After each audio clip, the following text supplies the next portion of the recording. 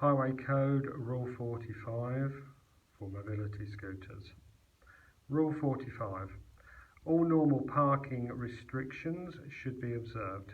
Your vehicle should not be left unattended if it causes an obstruction to other pedestrians, especially those in wheelchairs.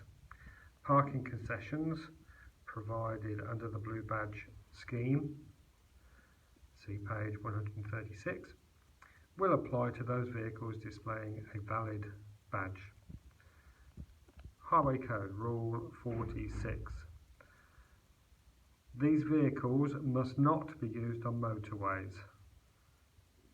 Mobility scooters are only got a speed limit of 8 miles an hour, which is dangerously slow. See Rule 253. They should not be used on unrestricted dual carriageways where the speed limit exceeds 50 miles per hour, 80 kilometers an hour. But if they are used on these dual carriageways, they must have a flashing amber beacon. A flashing amber beacon should be used on all other dual carriageways. See Rule 220. So if you live in a rural area and you have to travel along high-speed roads, you need a flashing amber light to warn traffic that you are a slow vehicle.